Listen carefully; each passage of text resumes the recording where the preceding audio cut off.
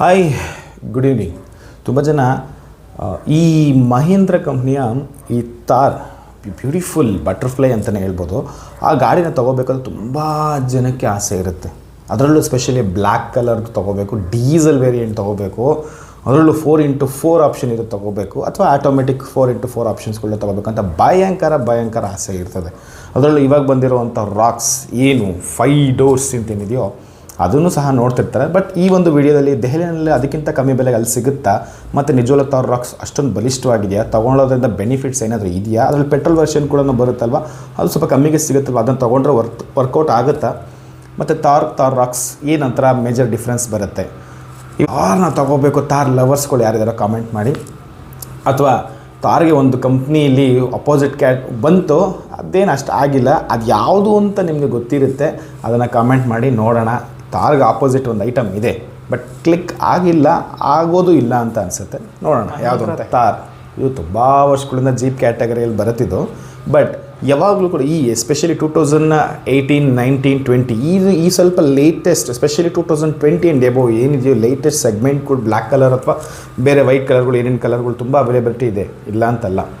But ಆದ್ರೂ ಕೂಡ especially 2020 and above ವೆಹಿಕಲ್ಗಳಿಗೆ ಸಿಕ್ಕಾಪಟ್ಟೆ ಡಿಮ್ಯಾಂಡ್ ಇದೆ. ಹೆಚ್ಚು ಕಡಿಮೆ ನಿಮಗೆ ಒಂದು 10-11 ಲಕ್ಷದಿಂದ ಕೂಡ ನಿಮಗೆ ಅಲ್ಲಿ ಡೆಲ್ಲಿನಲ್ಲಿ ಸಿಗುತ್ತೆ. ಇಲ್ಲೂ ಕೂಡ ನಿಮ್ಗೊಂದು 12, 13, 14 ಕೂಡ ಶುರುವಾಗುತ್ತೆ ನಿಮಗೆ. 19, 20, 21 ಈ ಆಜುಬಾಜು ಕ್ಯಾಟಗರಿ ಇರುವಂತಹ ಡೀಸೆಲ್ ಮ್ಯಾನ್ಯುಯಲ್ ಗಾಡಿಗಳು. ಸೊ ನಿಮಗೆ ಬೆನಿಫಿಟ್ಸ್ ಏನಿಲ್ಲ, ಬಟ್ ಇದನ್ನು ಎಲ್ಲಿ ಪರ್ಚೇಸ್ ಮಾಡಿದ್ರೆ ನಿಮಗೆ ಬೆನಿಫಿಟ್ ಆಗುತ್ತೆ ನಾನು ವಿಡಿಯೋದ ಲಾಸ್ಟ್ಲಿ ಹೇಳ್ತೀನಿ. ಮೊದಲಾಗಿ ಈ ಗಾಡಿ ಬಗ್ಗೆ ತಿಳ್ಕೊಂಬಂದ್ಬಿಡೋಣ. ನಿಮಗೆ 3 ಡೋರ್ ಅಂತ ಮೊದಲು ಥಾರ್ ಬರ್ತಿತ್ತು. ಆ್ಯಕ್ಚುಲಿ ಅದು ಡ್ರೈವೇಬಿಲಿಟಿ ಆಗಿರಲಿ ಎಲ್ಲನೂ ಕೂಡ ಚೆನ್ನಾಗಿದೆ, ಅದ್ರ ಬಗ್ಗೆ ಎರಡು ಮಾತಿಲ್ಲ. ಸ್ಪೆಷಲಿ ಬಿಲ್ಡ್ ಕ್ವಾಲಿಟಿ ಆಗಿರ್ಬೋದು, ಆ ರಗ್ಗಡ್ನೆಸ್ ಆಗಿರ್ಬೋದು, ಆ ರೋಡ್ ಪ್ರೆಸೆನ್ಸ್ ಆಗಿರ್ಬೋದು, ಪ್ರತಿಯೊಂದು ಮತ್ತು ಅಪ್ರೈಟ್ ಪೊಸಿಷನ್ ಆಗಿರ್ಬೋದು, ಪ್ರತಿಯೊಂದು ಕೂಡ ಸೂಪರ್ ಆಗಿದೆ. ಇದು ಪಾಸಿಟಿವಲ್ಲಿ ಬರುತ್ತೆ. ಆ್ಯಂಡ್ ಇದರಲ್ಲೇ ನಿಮಗೆ 4x4 ಆಗಿರ್ಬೋದು, ಅಥವಾ ಏನು ನಮ್ಮದು ಆಫ್ ರೋಡ್ ಕಾಂಬಿನೇಷನ್ಗಳು ಏನಿದೆಯೋ HL ಏನಿದೆಯೋ ಇದನ್ನು ಕೂಡ ಅಷ್ಟೇ ನಿಮಗೆ ಹೊರಗಡೆ ಹೋದಾಗ ನಿಜವಲ್ಲ ಅದರಷ್ಟು ಆ್ಯಕ್ಯುರೇಟು ನಿಮಗೆ ಬೇರೆ ಏನೇನು ಸೆಗ್ಮೆಂಟ್ಗಳು ಬಂದಿದೆಯೋ 4x4ಗಳು ಅದಕ್ಕೆ ಆಪೋಸಿಟ್ ಒಂದು 2-3 ಇದೆ.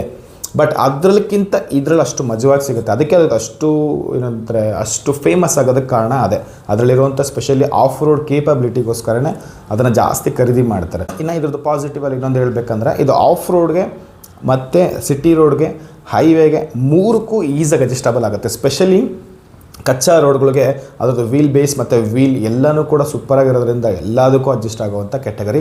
ಸ್ಪೆಷಲಿ ಸ್ವಲ್ಪ ಮ್ಯಾನ್ಲಿ ಈ ಥರ ನೋಡೋವಂಥವ್ರಿಗೆ ಇದು ಬೆಸ್ಟ್ ಚಾಯ್ಸ್ ಅಂತಲೇ ಹೇಳ್ಬೋದು, ಅದರಲ್ಲಿ ನೋ ಡೌಟ್. ಈಗ ನೆಗೆಟಿವ್ ಕಡೆಗೆ ಬರೋಣ.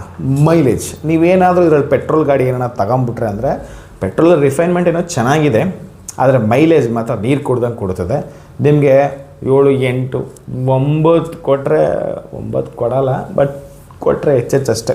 ಡೀಸಲಲ್ಲಿ ಒಂದು ಲೆವೆಲ್ಗೆ ಮೈಲೇಜ್ ಬರುತ್ತೆ, ಬಟ್ ಅದನ್ನು ಕೂಡ ಕಡಿಮೆನೇ ಇದು. ಸ್ಪೆಷಲಿ ಕೂಡ ನಿಮಗೆ 4x4 ವೀಲ್ ಡ್ರೈವ್ ಇವೆಲ್ಲ ಬಂದುಬಿಟ್ರಂತೂ ಸ್ವಲ್ಪ ಮೈಲೇಜಲ್ಲಿ ನೀವು ಮೈಲೇಜ್ನ ಫಸ್ಟ್ ಆಫ್ ಆಲ್ ಕನ್ಸಿಡರ್ ಮಾಡೋ ಹೋಗಿಲ್ಲ ಈ ಥರ ಗಾಡಿಗಳಲ್ಲಿ. ಇದು ಬಂದು just off road, show of, tour, trip ಮತ್ತು ಒಂದು ಮೋಜು ಮಸ್ತಿ, ಶೋಕಿ ಈ ಥರ ಕ್ಯಾಟಗರಿಗೆ ಬರುತ್ತೆ. ಇದು ನಿಮಗೆ ಕಮ್ಯೂಟರ್ ಪರ್ಪಸ್ಗೆ ಅಥವಾ ಹೈವೇ ಪರ್ಪಸ್ಗೆ ಅಥವಾ ನಿಮಗೆ ಪ್ರಾಪರ್ ಫ್ಯಾಮಿಲಿ ಟೂರ್ ಪರ್ಪಸ್ಗೆ ಇದು ನಿಮಗೆ ಯೋಗ್ಯವಾಗಿಲ್ಲ ಗಾಡಿ. ಸೊ ಆ ಥರ ನೀವು ನೋಡ್ತಾ ಇದ್ರೆ ಈ ಗಾಡಿ ನಿಮ್ಮದಲ್ಲ. ಇದಕ್ಕೆ ನಿಮಗೆ ಥಾರ್ ರಾಕ್ಸ್ ಬೆಟರ್ ಆಗಿರುತ್ತೆ. ಅದು ಇದಕ್ಕಿಂತಲೂ ಸ್ವಲ್ಪ ನಿಮಗೆ ಬಾಡಿ ರೋಲ್ ಕಡಿಮೆ ಇರುತ್ತೆ, ನಿಮಗೆ 5 ಡೋರ್ ಬರುತ್ತೆ, ಸ್ವಲ್ಪ ನಿಮಗೆ ಬೂಟ್ಸ್ ಸ್ವಲ್ಪ ಅಡ್ಜಸ್ಟ್ ಮಾಡ್ಕೋಬಹುದು. ಬಟ್ ಇದು ನಿಮಗೆ ಬೆನಿಫಿಟ್ ಆಗಿರುತ್ತೆ ಯಾವುದೋ ಥಾರ್ ರಾಕ್ಸ್. ಅದಕ್ಕಿಂತ ಅದು ಸ್ವಲ್ಪ ರಿಫೈನ್ಮೆಂಟಲ್ಲಿ ಪ್ರತಿಯೊಂದು ಸ್ಟೇಜಲ್ಲಿ ಕೂಡ ಚೆನ್ನಾಗಿರುತ್ತೆ. ಸೊ ಅದನ್ನು ಕೂಡ ಸೇಮ್ ಅಪ್ರೈಟ್ ಪೊಸಿಷನ್ ಬರುತ್ತೆ. ಏನಾದರೂ ಸ್ವಲ್ಪ ಡೋರ್ ಎಕ್ಸ್ಟ್ರಾ ಬರುತ್ತೆ, ಸೀಟಿಂಗ್ ಕೆಪಾಸಿಟಿ ಸ್ವಲ್ಪ ಜಾಸ್ತಿ ಬರುತ್ತೆ. ಸೊ ಇದನ್ನು ನೀವು ಕನ್ಸಿಡರ್ ಮಾಡ್ಕೋಬಹುದು. ಈವನ್ ನೀವು ಥಾರ್ ಫ್ಯಾಮಿಲಿ ಪರ್ಪಸ್ ತೊಗೊಳ್ಳೋಂಥವ್ರಿಗೆ ಥಾರ್ ರಾಕ್ಸ್ ಬೆಟರ್ ಆಪ್ಷನ್. ನೆಗೆಟಿವಲ್ಲಿ ಇನ್ನೊಂದು ಏನಂತ ಹೇಳ್ಬೇಕಾದ್ರೆ, ಬಾಡಿ ರೋಲ್. ಥಾರ್ ರಾಕ್ಸಲ್ಲಿ ಸ್ವಲ್ಪ ಡಿಫ್ರೆನ್ಸ್ ಇದೆ, ಬಟ್ ಥಾರಲ್ಲಿ ಸಿಕ್ಕಾಪಟ್ಟೆ ಬಾಡಿ ರೋಲ್ ಇದೆ, ಬಟ್ ಅದು ಎವಿಡೆಂಟಾಗಿ ಕಾಣಿಸುತ್ತೆ. ಯಾಕಂದ್ರೆ ತುಂಬ ಟಾಲ್ ಪೊಸಿಷನ್, ಆಲ್ಮೋಸ್ಟ್ ಅದು 6 ಫೀಟ್ ಹತ್ತಿರ ಬರುತ್ತೆ. 6 ಫೀಟ್ ಅಂದರೆ ಜಾಸ್ತಿನೇ ಬರ್ಬೋದು, ಅಷ್ಟು ಹೈಟ್ ಇರುತ್ತೆ. ಸ್ವಲ್ಪ ನಿಮ್ಗೆ ಅದು ಟರ್ನಿಂಗ್ ರೇಡಿಯಸ್ನೆಲ್ಲ ಸ್ವಲ್ಪ ನಿಮಗೆ ಅದು ಸ್ವಲ್ಪ ಕಾಟ ಕೊಡುತ್ತೆ. ಹಾಗಾಗಿ ಆ ಥರ ಸೆಗ್ಮೆಂಟ್ ಗಾಡಿಗಳನ್ನ ತೊಗೊಳ್ತಿರ್ಬೇಕಾದಾಗ ಸ್ವಲ್ಪ ಹೈವೇ ಸ್ಟೆಬಿಲಿಟಿನೂ ಸ್ವಲ್ಪ ಅರ್ಥ ಮಾಡಿಕೊಂಡು ಆ ಬಾಡಿ ಲ್ಯಾಂಗ್ವೇಜ್ನ, ನಾನು ಲಾಸ್ಟ್ ವೀಡಿಯೋದಲ್ಲಿ ಹೇಳಿದ್ದೆ, ಕಾರ್ದು ಲ್ಯಾಂಗ್ವೇಜ್ ಒಂದು ಇರುತ್ತೆ, ಒಂದೊಂದು ಕಾರ್ಗೂ ಒಂದು ಲ್ಯಾಂಗ್ವೇಜ್ ಇರುತ್ತೆ. ಆ ಲ್ಯಾಂಗ್ವೇಜ್ನ ಅರ್ಥ ಮಾಡ್ಕೊಳ್ದೆ ಎಲ್ಲ ಕಾರ್ನೂ ಒಂದೇ ಥರ ಡ್ರೈವ್ ಮಾಡೋಕ್ಕಾಗಲ್ಲ. ಸೊ ಹ್ಯಾಚ್ಬೇಕು, ಈಗ ಲೇಟೆಸ್ಟ್ ಏನು ಕ್ರಾಸ್ ಓವರ್ ಅಂತ ಹೇಳ್ತೀವೋ ಇದೆಲ್ಲ ನೋಡೋಕೆ ಸಿಮಿಲರ್ ಆಗಿದೆ, ಸ್ವಲ್ಪ ಹೈಟ್ ಇರುತ್ತೆ. ಸೊ ಅದು ಇದೇ ಥರ ಗಾಡಿ ಅಂತೇಳಿ ನಾವು ಅದನ್ನು ನೋಡಿಸ್ದಂಗೆ ಇದು ನೋಡ್ಸೋಕ್ಕಾಗಲ್ಲ, ಇಟ್ಸ್ ಡಿಫ್ರೆಂಟ್. ನೀವು ಎಸ್ ಯು ವಿಯಲ್ಲಿ ಓಡಿಸಿದ್ರೆ ಸಡನ್ ಕಾರ್ ಕೊಟ್ಬಿಟ್ಟು ಅವ್ರು ಹಳ್ಳಕೊಳ್ಳೋಕ್ಕೆ ಹಂಪ್ಕೊಳ್ಳೋದು ಎಗಸ್ಕೊಂಡು ಹೋದರೆ ಗೋಯಿಂದ.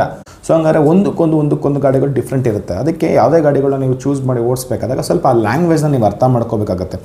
ಮ್ಯಾನ್ಯುಯಲ್ ಓಡಿಸಿದ್ದವ್ರಿಗೆ ಆಟೋಮೆಟಿಕ್ ಅಡ್ಜಸ್ಟ್ ಆಗಬೇಕಾದ್ರೆ ಇಟ್ಸ್ ಟೇಕ್ ಟೈಮ್.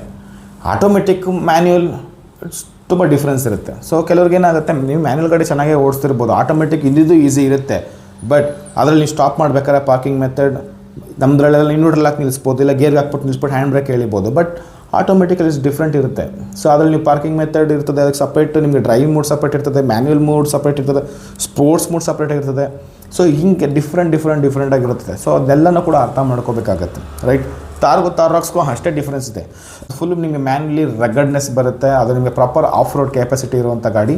ಮತ್ತು ತಾರ್ ರಾಕ್ಸ್ ಬಂದು ನಿಮಗೆ ಫ್ಯಾಮಿಲಿ ಸ್ಪೇಸ್ ಮತ್ತು ಕಂಫರ್ಟ್ ಮೇಲೆ ವರ್ಕ್ ಆಗುತ್ತೆ. ಅದರಲ್ಲೂ ನಿಮ್ಗೆ ಆಫ್ ರೋಡ್ ಮಾಡಬಹುದು, ಬಟ್ ನಿಮಗೆ ಇದ್ರಲ್ಲಿ ಮಾಡೋ ಥರ ಅದ್ರಲ್ಲಿ ಮಾಡೋಕ್ಕಾಗಲ್ಲ. ಅದು ನಿಮಗೆ ಸ್ವಲ್ಪ ಲಾರ್ಜ್ ಫೀಲ್ ಕೊಡುತ್ತೆ ಮತ್ತು ಸ್ವಲ್ಪ ದೊಡ್ಡ ಸೆಡಾನ್ ಥರ ಫೀಲ್ ಕೊಡುತ್ತೆ. ಸೊ ಹಂಗಾಗಿ ಇದು. ಇನ್ನು ನೆಗೆಟಿವ್ ಅಂತ ಬಂದರೆ ಇಷ್ಟೇ, ಒಂದು ಬಾಡಿ ರೋಲ್, ಲೋ ಮೈಲೇಜ್. ಇನ್ನು ಮೈಂಟೈನಿಂಗ್ ವಿಚಾರಕ್ಕೆ ಬಂದಾಗ ಆಬ್ವಿಯಸ್ಲಿ ಇವಾಗ ಬರ್ತಿರೋಂಥ ಗಾಡಿಗಳು ಸ್ವಲ್ಪ ಮೈಂಟೆನೆನ್ಸ್ ಜಾಸ್ತಿ ಇದ್ದೇ ಇರ್ತದೆ. ಬಟ್ ಓಕೆ, ಮಹೀಂದ್ರ ಗಾಡಿಗಳು ಸ್ವಲ್ಪ ಎಲೆಕ್ಟ್ರಿಕಲಲ್ಲಿ ಇಶ್ಯೂಸ್ಗಳು ಗ್ಲಿಚ್ ಇದ್ದೇ ಇರ್ತದೆ. ಫ್ಯೂಚರೆಲ್ಲ ಚೆನ್ನಾಗಿ ಕೊಡ್ತಾರೆ, ಆ ಗ್ಲಿಚ್ ಒಂದು ಇದ್ದೇ ಇರುತ್ತೆ. ಅದನ್ನು ಏನೂ ಇನ್ನೂ ಯಾವಾಗ ಅದನ್ನ R&D ಮಾಡಿ ರೆಡಿ ಮಾಡ್ತಾರೋ ಗೊತ್ತಿಲ್ಲ. ಬಟ್ ಸದ್ಯಕ್ಕಂತೂ ಖಂಡಿತ ನನ್ನ ಹತ್ರನೂ ಮಹೀಂದ್ರ ಗಾಡಿ ಇದೆ, ಹಂಗಾಗಿ ಆ ಟೆಕ್ನಿಕಲ್ ಗ್ಲಿಚ್ ಖಂಡಿತ ಇದೆ, ಅದನ್ನೇನು ಮಾಡೋಕ್ಕಾಗಲ್ಲ. ಈಗ ನೆಗೆಟಿವ್ ಅಂತ ವಿಚಾರ ಬಂದಾಗ ಬೇರೆ ಏನಿಲ್ಲ. ಬಟ್ ನಿಮಗೆ ಕಂಫರ್ಟಲ್ಲಿ ಸ್ವಲ್ಪ ನಿಮಗೆ ತಾರಲ್ಲೇ ಅಷ್ಟು ಕಂಫರ್ಟ್ ಇರೋಲ್ಲ ನಿಮಗೆ, ಬಿಕಾಸ್ ಅದು ಬಾಕ್ಸಿ ಟೈಪ್ ಇರುತ್ತೆ. ಸ್ವಲ್ಪ ಕಂಫರ್ಟ್ನ ನೀವೆಲ್ಲ ಒಂದೊಂದು ಅಡ್ಜಸ್ಟ್ ಮಾಡ್ಕೊಳ್ಳೇಬೇಕಾಗತ್ತೆ. ಒಂದು ಬೇಕು ಅಂದರೆ ಒಂದು ಕಳ್ಕೋಬೇಕಾಗತ್ತೆ. ಸೊ ಅದ್ರಲ್ಲಿ ಪ್ಲಸ್ ಎಷ್ಟಿದೆಯೋ ಮೈನಸ್ ಅಷ್ಟಿಲ್ಲದೆ ಇರಬಹುದು. ಬಟ್ ನಿಮಗೆ ಆ ಕಂಫರ್ಟ್ ನಾರ್ಮಲ್ SUV ಸಿಗುವಂಥ ಕಂಫರ್ಟ್ ಆಗಿರಲಿ ಅಥವಾ ಕ್ರಾಸ್ ಓವರಲ್ಲಿ ಸಿಗುವಂಥ ಕಂಫರ್ಟ್, ಸೆಡಾನ್ ಬಿಡಿ, ಅದು ಕಂಫರ್ಟ್ ಕಿಂಗ್, ಪ್ರಾಪರ್ ಗಾಡಿ ಬಿಡಿ ಅದು. ಬಟ್ ಸಡನ್ ನಮ್ಮ ದೇಶಕ್ಕೆ ಅದು ಸೆಟ್ ಆಗಲ್ಲ, ಅದು ಏನು ಮಾಡೋದು ಗೊತ್ತಿಲ್ಲ. But the real car is SUV ಅಂತೂ ಅಲ್ಲ. The real car is sedan is ultimate real proper physics ಇರೋವಂಥ ಒಂದು ಕಾರನ್ನ ತೊಗೋಬೇಕಂದ್ರೆ ಅದು ಸೆಡಾನ್. ಬಟ್ ನಮ್ಮ ದೇಶದಲ್ಲಿ ಹೋಂಡಾ ಸಿಟಿಗೆ ಲಾಸ್ಟ್ ಆಗೋಯ್ತು ಅಷ್ಟೇ. ಅದು ಒಳ್ಳೆ ಗಾಡಿ, ವರ್ನಾನೂ ಒಳ್ಳೆ ಗಾಡಿನೇ. ಇನ್ನು ಸೊ ಇವಾಗ ಫೋಕ್ಸ್ವ್ಯಾಗನಲ್ಲಿ ಈಗಲೂ ಇದೆ, ಹೋಂಡಾ ಸಿಟಿ ಈಗಲೂ ಇದೆ, ವರ್ನಾ ಈಗಲೂ ಇದೆ. ಬಟ್ ಈಗಿರೋವಂಥ ರೋಡ್ ಕಂಡೀಷನ್ನು, ಬಿಲ್ಡಪ್ಸು ಇವಕ್ಕೆಲ್ಲ ಅರ್ಥ ಮಾಡ್ಕೊಂಬಿಟ್ರೆ ಯಾರೋ ಸಡನ್ ಗಾಡಿಗೆ ಹೋಗೋದಿಲ್ಲ. ಎಲ್ಲರಿಗೂ ಥಾರ್ ಥರ ಇರಬೇಕು ಗಾಡಿಗಳು, ಫಾರ್ಚುನರ್ ಥರ ದೊಡ್ಡದಾಗಿರಬೇಕು, XUV ಥರ ದೊಡ್ಡದಾಗಿ ಕಾಣಿಸ್ಬೇಕು. ಏನು ಮಾಡೋಕ್ಕಾಗಲ್ಲ. ಬಟ್ ಅವ್ರ ಪರ್ಸ್ನಲ್ ಚಾಯ್ಸ್. ಎಲ್ಲಿ ತೊಗೊಂಡ್ರೆ ನಿಮಗೆ ಬೆನಿಫಿಟ್ಸ್ ಆಗುತ್ತೆ. ಸೊ ನೀವು 2021 ಆ್ಯಂಡ್ ಎಬೋವ್ ನೀವು ತೊಗೊಳ್ತೀನಿ ಸೆಕೆಂಡ್ ಹ್ಯಾಂಡ್ಲ ಗಾಡಿಗಳು ಅಂತಿದ್ರೆ ನಾನು ನಿಮಗೆ ಸ್ಟ್ರಾಂಗ್ ಆಗಿ ರೆಕಮೆಂಡ್ ಮಾಡ್ತೀನಿ, ನೀವು ಕರ್ನಾಟಕದ ಗಾಡಿಗಳೇ ತೊಗೊಳ್ಳೋದು ಬೆಟರ್ ಆಪ್ಷನ್. ನಿಮಗೆ ಒಂದು 13 ಕೆಲಿಂದ ಶುರುವಾಗುತ್ತೆ, 13-13.5 ಚೆನ್ನಾಗಿರೋ ಗಾಡಿ ಫಾರ್ಚುನರು. ಯಾಕಂದ್ರೆ ಮಾಡಿಫಿಕೇಷನ್ ಎಲ್ಲ ಚೆನ್ನಾಗಿ ಮಾಡಿ ಇಟ್ಕೊಂಡಿರ್ತಾರೆ. ಸೊ ಹಂಗಾಗಿ ನೀವು ಇಲ್ಲಿ ತೊಗೊಂಡ್ರೆ ನಿಮಗೆ ಬೆನಿಫಿಟ್ ಸಿಗುತ್ತೆ. ಸ್ಪೆಷಲಿ ನಿಮಗೆ ಮಾಡಿಫಿಕೇಷನ್ ಚಾರ್ಜ್ ಎಲ್ಲ ತುಂಬ ಜನ, ಮೆಜಾರಿಟಿ ಜನ ಮಾಡಿಫಿಕೇಷನ್ ಮಾಡಿಸಿರ್ತಾರೆ. ಬಟ್ ನಿಮಗೆ ನಾರ್ತಲ್ಲಿ ಅಷ್ಟೊಂದು ಮಾಡಿಫಿಕೇಷನ್ ಮಾಡಿಸಲ್ಲ. ಮಾಡಿಫಿಕೇಷನ್ ಅಂದರೆ ನಿಮಗೆ ಪಂಜಾಬಲ್ಲಿ ಜಾಸ್ತಿ ಮಾಡಿಸಿರ್ತಾರೆ. ಬಟ್ ನಿಮಗೆ ನಾರ್ಮಲ್ DL ಅಲ್ಲಿ ಅಥವಾ UP HR ಮಾಡಿಸಿರ್ತಾರೆ. ಬಟ್ ನಿಮಗೆ ಪಂಜಾಬ್ ರೇಂಜಿಗೆ ಯಾರು ಮಾಡಿಸ್ತಾರೆ. ಪಂಜಾಬಲ್ಲಿ ಸ್ವಲ್ಪ ಜೀಪ್ ಶೋಕಿಗಳು ಜಾಸ್ತಿ ಮಾಡಿಸಿದ್ರೆ ವಿಶೇಷ ದಪ್ಪ ದಡಿ ಟೈರ್ಗಳೆಲ್ಲ ಹಾಕ್ಸ್ಬಿಟ್ಟು, ವಿಶೇಷ ದಪ್ಪ ಫೋಕಸ್ ಲೈಟ್ಗಳು, ಅವು ಆ್ಯಂಬಿಯನ್ಸ್ ಎಲ್ಲ ಚೇಂಜ್ ಮಾಡಿಸ್ಬಿಟ್ಟು, ಫ್ರಂಟ್ ಬಾಯ್ನೆಟ್ ಕಿಟ್ಟೇ ಚೇಂಜ್ ಮಾಡಿಸ್ಬಿಟ್ಟು ಕಾರನ್ನೇ ಚೇಂಜ್ ಮಾಡಿಬಿಟ್ಟಿರ್ತಾರೆ. ಆ ರೇಂಜಿಗೆ ಇಲ್ಲೂ ಮಾಡಿಸ್ತಾರೆ, ಇಲ್ಲೂ ಅದರಪ್ಪನಂಗೆ ಮಾಡಿಸ್ತಾರೆ. ಇವಾಗ ಜಾಸ್ತಿ ಅದು ಮಾಡಿಸ್ತಿರೋದು. ಸೊ ಹಂಗಾಗಿ ನಾನು ನಿಮಗೆ 2021 ಆ್ಯಂಡ್ ಎಬೋವ್ ಗಾಡಿಗಳನ್ನ ಚೂಸ್ ಮಾಡ್ತಿದ್ರೆ so better you have to take Karnataka vehicle only, specially diesel. So ನೀವು ಪೆಟ್ರೋಲ್ ನಿಮ್ಮ ಹತ್ರ ಎಲ್ಲ ಗಾಡಿಗಳು ಬೇಜಾನ್ ಗಾಡಿಗಳಿದೆ, ಒಂದಿರಲಿ ತಾರು, ಒಂದಿರಲಿ ಬಿಲ್ಡಪ್ ಇರಲಿ ಅಂತಿದ್ರೆ ನೀವು ಪೆಟ್ರೋಲು ಚೂಸ್ ಮಾಡ್ಬೋದು. ಅದು ನಿಮಗೆ ಒಳ್ಳೆ ಟ್ಯೂನಿಂಗ್ ಇದೆ, ಅದೆಲ್ಲ ಪ್ರಾಬ್ಲಮ್ ಇಲ್ಲ. ಗಾಡೀಲಿ ಚೆನ್ನಾಗಿದೆ. ಟಾರ್ಕಿ ಸ್ವಲ್ಪ ಟಾರ್ಕ್ ಆಲ್ವೇಸ್ ಡೀಸೆಲಲ್ಲೇ ಜಾಸ್ತಿ ಇರುತ್ತೆ. ಸೊ ಹಂಗಾಗಿ ನೀವು ಪೆಟ್ರೋಲಲ್ಲಿ ನನ್ನ ಹತ್ರನೂ ಒಂದಿದೆ ಅಂತ ನೀವು ತೋರಿಸ್ಕೊಬೋದಕ್ಕೆ ಒಂದಿದೆ ಆಪ್ಷನ್ ಅಷ್ಟೇ. ಅದು ಬಿಟ್ಟರೆ ಬೇರೆ ಏನಿಲ್ಲ. ಬೆಂಗಳೂರು ಗಾಡಿಗಳು ನಿಮ್ಗೆ 12, 13, 14ಕ್ಕೆಲ್ಲ ನಿಮಗೆ ಚೆನ್ನಾಗಿರೋ ಗಾಡಿಗಳು ಸಿಗುತ್ತೆ. ಸೊ ಹಂಗಾಗಿ ನೀವು ಇಲ್ಲಿ ತೊಗೋಬಹುದು. ತಾರ್ ರಾಕ್ಸ್ ಆಬ್ವಿಯಸ್ಲಿ ಅದು ಲೇಟೆಸ್ಟು. ಸೊ ಹಂಗಾಗಿ ನೀವು ಎಲ್ಲಿ ತೊಗೊಂಡ್ರು ಟ್ಯಾಕ್ಸ್ ಅದು ಭಯಂಕರ ಬರ್ತದೆ. ಸೊ ಹಂಗಾಗಿ ತಾರ್ ರಾಕ್ಸ್ನು ಕೂಡ ನೀವು ಇಲ್ಲೇ ತೊಗೊಳ್ಬೇಕಾಗಿ ವಿನಂತಿ. ಇಷ್ಟು ಜನಕ್ಕೆ ತಾರ್ ರಾಕ್ಸ್ ತೊಗೋಬೇಕಂತ ಆಸೆ ಇದೆ, ಈಗಲೂ ಇದೆ, ಇನ್ನು ಮುಂದೆನೂ ಇರುತ್ತೆ, ತೊಗೊಳ್ತೀನಿ ಅಂತ ಇರೋರು ಕಾಮೆಂಟ್ ಮಾಡಿ.